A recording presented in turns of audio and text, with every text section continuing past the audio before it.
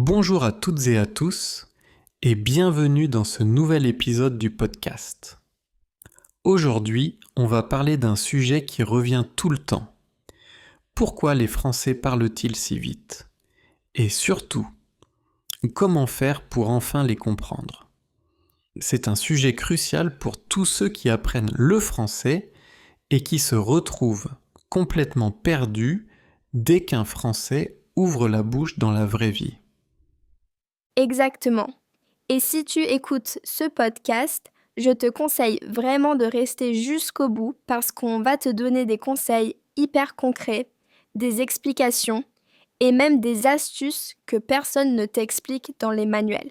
Et surtout, on va te montrer que ce n'est pas ta faute si tu ne comprends rien quand un Français parle vite. Oui, ce n'est pas une question de niveau. Même les apprenants avancés se sentent perdus à l'oral. Et tu sais pourquoi?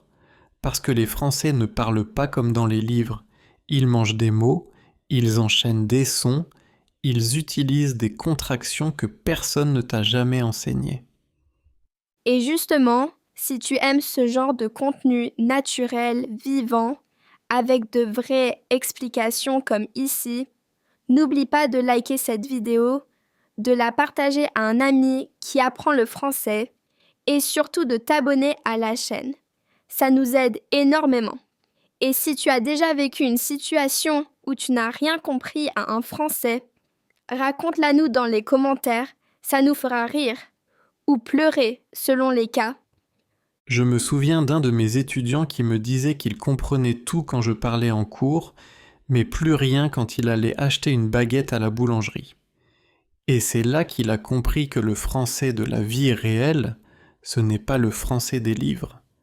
Mais c'est totalement normal. Quand tu entends un Français dire « je t'ai prévenu pour demain », il faut savoir que cette phrase, en réalité, c'est « je t'ai prévenu pour demain ». Mais tout est compressé, accéléré, lié.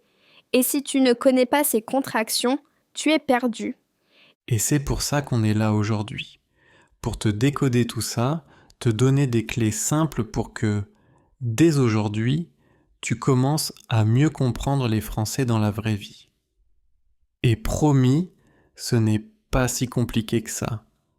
Non, pas du tout. D'ailleurs, on va commencer par un point super important, les liaisons. Parce que les Français adorent les liaisons, même quand elles ne sont pas obligatoires. Et ça change complètement le rythme d'une phrase. Oui, et parfois, ça crée des mots qui n'existent même pas. Tu entends « ils » sans dire qui l'a épris, et tu ne sais même pas où commence un mot et où il se termine. Tu crois entendre un seul mot alors qu'il y en avait 6. C'est exactement ça. Et je vais te donner un conseil tout de suite. Si tu veux progresser rapidement, commence à écouter des podcasts ou des vidéos en français à vitesse normale. Pas ralenti. Au début, tu vas souffrir, c'est vrai, mais ton oreille va s'habituer. Et ça, c'est une étape indispensable.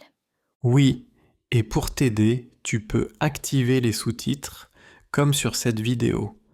On les a préparés soigneusement pour que tu puisses suivre. Et plus tu écoutes, plus tu vas reconnaître les schémas, les sons, les mots compressés. Et tu vas voir que certaines phrases reviennent tout le temps. Par exemple, tu vois ce que je veux dire? T'inquiète pas, c'est pas grave. Ces phrases sont tellement fréquentes qu'elles deviennent un bloc sonore, une sorte de mot unique. Et il faut les reconnaître comme ça. Et justement, on va te donner tout à l'heure une liste de ces expressions typiques que les Français utilisent tout le temps. Mais avant ça, j'aimerais qu'on parle d'un autre piège, les pronoms. Ah oui, les fameux je, t'ai, en. Ces petits mots qui sont collés partout, au début des verbes, dans des phrases déjà rapides, et qui rendent la compréhension encore plus difficile. Et ce qui est fou, c'est que si tu enlèves ces petits pronoms, Tu comprends la phrase, mais avec eux, tout devient flou. Par exemple, je lui ai dit que j'étais pas dispo, il faut décoder chaque morceau. C'est là que je conseille aux apprenants de faire des dictées inversées. Tu écoutes une phrase, tu poses et tu écris ce que tu as entendu. Ensuite, tu compares avec le texte. Et petit à petit, ton oreille devient plus fine. Oui, c'est un excellent exercice. Et surtout, n'aie pas peur de te tromper. Même les Français natifs n'ont pas toujours une oreille attentive aux détails. Et si tu veux un autre conseil très simple, regarde des séries ou des films français avec des sous-titres en français. C'est un moyen fun d'apprendre sans t'en rendre compte. Tout à fait. Bon, on a déjà couvert pas mal de choses dans cette première partie et ce n'est que le début.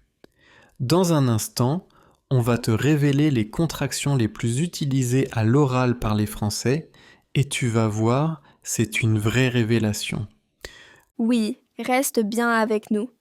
Et pendant ce temps, pense à liker, commenter, partager ce podcast. Plus tu interagis avec nous, plus l'algorithme de YouTube va montrer cette vidéo à d'autres personnes comme toi qui veulent vraiment progresser en français. Et nous, ça nous motive à continuer à créer du contenu de qualité. Donc un grand merci à toutes celles et ceux qui soutiennent déjà cette chaîne. Allez, on se retrouve juste après pour la suite. Tu vas adorer la prochaine partie. Alors, comme promis, on va maintenant te parler des contractions orales que les Français utilisent tous les jours. Et crois-moi, c'est là que tout se complique pour les apprenants. Oui, et pourtant, ce sont ces petites contractions qui donnent au français parler tout son rythme et sa couleur. Le problème, c'est qu'on ne les apprend pas à l'école. Prenons un exemple simple. En français standard, tu dirais « tu ne sais pas ». Mais dans la vraie vie, ça devient « t'sais pas ». On a supprimé le « ne », raccourci « tu » en « t'es » et tout est dit en une demi-seconde. Et ce n'est pas qu'une question de rapidité, c'est une question de rythme. Le français parlé est musical.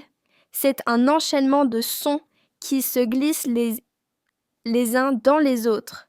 Si tu veux vraiment comprendre, tu dois entendre les blocs, pas les mots isolés. Exactement.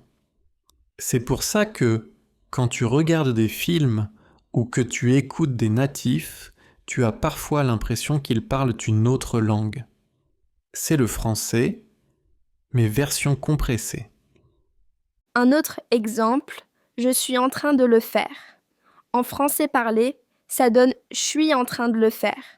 Et encore, si t'es à Paris, tu peux même entendre je suis en train de faire. Oui, et le plus fou, c'est que si tu parles de cette manière-là, les Français vont te comprendre tout de suite. Et surtout, ils vont sentir que tu es à l'aise avec le français. Et ça, c'est super important. Il ne s'agit pas seulement de comprendre, mais aussi de parler comme un natif, pas comme un robot, pas comme un livre de grammaire. Et ça commence par la compréhension.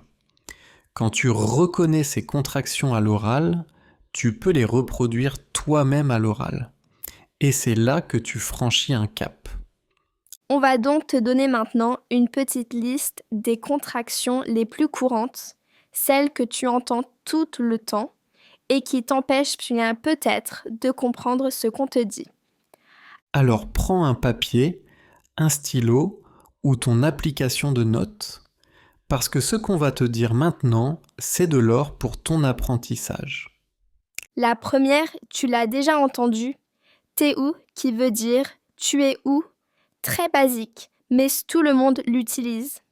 Et dans le même style, je sais pas pour je ne sais pas. Le ne est toujours omis à l'oral, sauf dans les discours très formels. Ya pour il y a. C'est une contraction incontournable. Il y a du monde, il y a plus de pain. Il n'y a pas de souci. Autre classique, t'inquiète pour ne t'inquiète pas. On raccourcit, on enlève les négations et c'est bon. Et bien sûr, suis pour je suis. Mais attention, ça peut devenir suis, je suis ou même suis selon les régions. Il y a aussi les enchaînements entre les mots. Par exemple, tu as vu ça devient t'as vu ça. Et parfois même t'as vu ce truc où tout s'enchaîne en un seul souffle.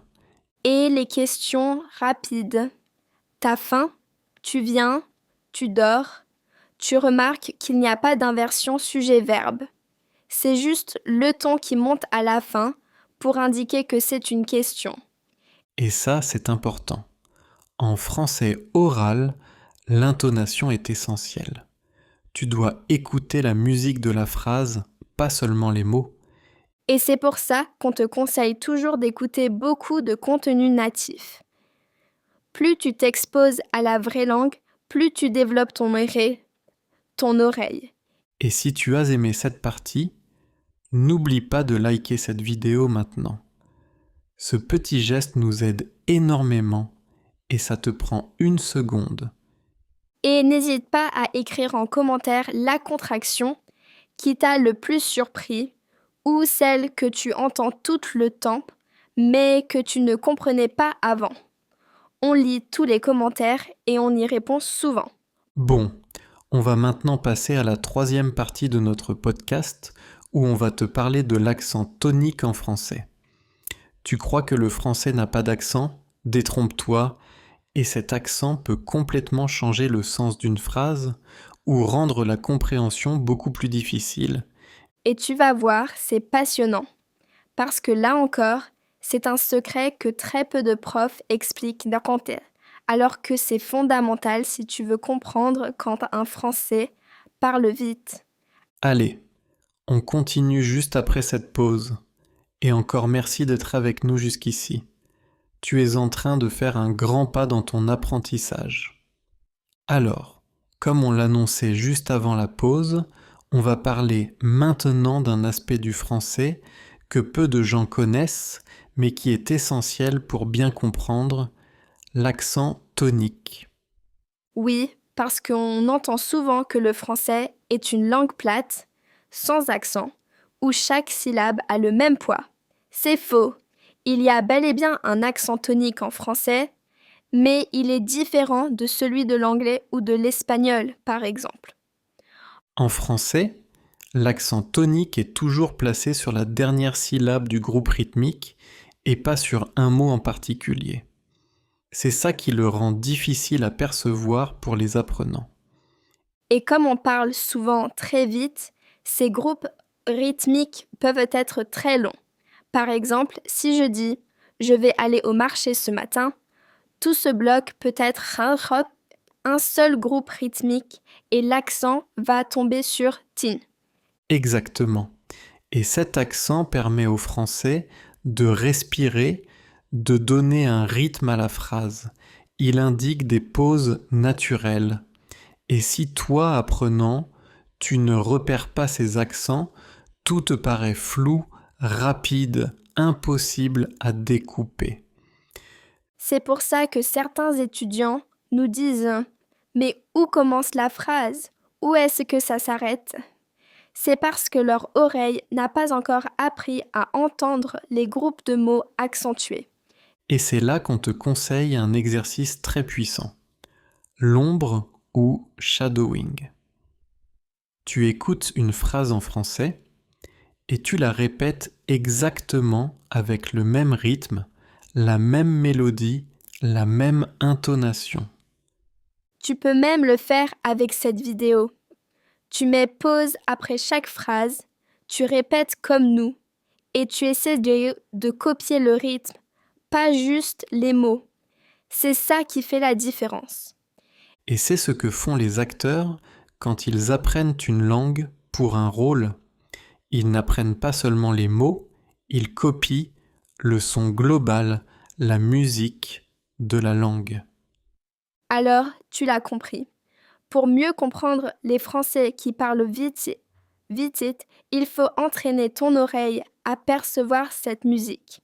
Et il faut s'entraîner à parler aussi avec ce même rythme. Maintenant, on va passer à un autre piège du français parlé, les mots avalés.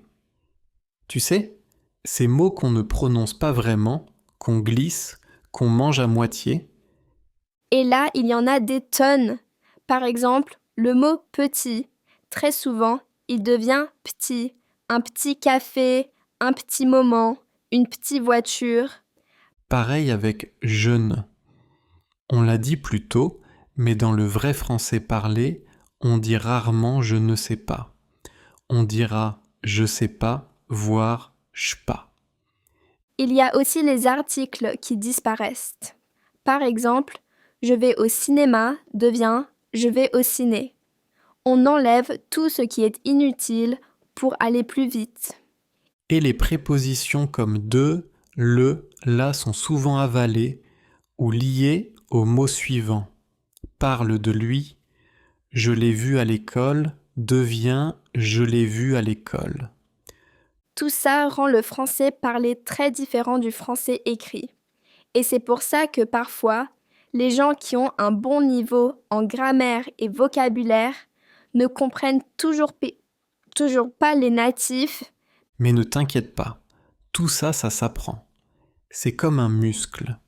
Plus tu t'exposes à la langue, plus tu l'entends, plus tu progresses. Et si tu es encore là avec nous, bravo. Tu es en train de progresser énormément, rien qu'en écoutant ce podcast. N'oublie pas de nous mettre un petit like si ce que tu entends t'aide à mieux comprendre le français. Et abonne-toi pour ne pas rater les prochains épisodes. On a plein d'autres conseils à te partager. Et dis-nous en commentaire si tu as déjà remarqué ces mots avalés en écoutant des Français. Ou si tu veux qu'on fasse une vidéo dédiée uniquement à ça, avec plein d'exemples suite. Allez, dans la prochaine des dernières parties de ce podcast, on va te partager des astuces concrètes pour améliorer ta compréhension à l'oral. Des méthodes simples que tu peux appliquer dès aujourd'hui pour progresser beaucoup plus vite. Et reste bien jusqu'à la fin, parce qu'on va te parler d'un exercice très spécial qui peut transformer ta compréhension orale en quelques semaines. On se retrouve tout de suite. Alors, comme promis, on termine ce podcast avec des astuces concrètes pour améliorer ta compréhension du français parlé. Ce sont des techniques que j'utilise même avec mes étudiants à l'université Et que moi aussi j'utilise encore aujourd'hui pour apprendre d'autres langues. Ce sont des méthodes simples, gratuites, mais super puissantes.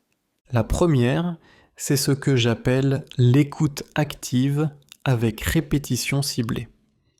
Tu prends une vidéo en français, par exemple ce podcast, et tu l'écoutes une première fois normalement. Puis tu écoutes à nouveau, mais en mettant pause toutes les 10 ou 15 secondes, et tu répètes à voix haute ce que tu entends. Oui, mais surtout tu ne dois pas lire de sous-titres au début. Le but, c'est que ton oreille travaille. Ensuite, dans une deuxième phase, tu peux activer les sous-titres en français, mais pas en espagnol ou en anglais. Il faut que ton cerveau reste dans la langue cible. Et une troisième écoute, tu peux la faire avec les sous-titres et avec ton doigt ou ta souris pour suivre chaque mot pendant que tu écoutes. C'est magique pour repérer les sons avalés, les liaisons, les contractions. Deuxième astuce. Choisis bien ton contenu. Si tu débutes, ne regarde pas des films français avec des accents régionaux ou des dialogues trop rapides. Commence avec des vidéos conçues pour les apprenants, comme ce podcast. Et monte en difficulté progressivement.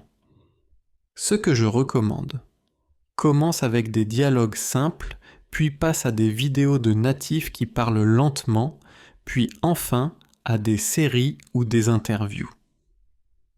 Astuce numéro 3, répète à haute voix, parle tout seul chez toi. Refais des dialogues, même si tu es débutant. Rejoue ce podcast, imite Luc, imite moi. C'est comme ça que tu vas améliorer ta fluidité et ton oreille. Et même si tu fais des erreurs, ce n'est pas grave. Ce qui compte, c'est la répétition, c'est l'automatisme. Tu dois t'habituer à entendre la langue et à la produire. 4e astuce, enregistre-toi.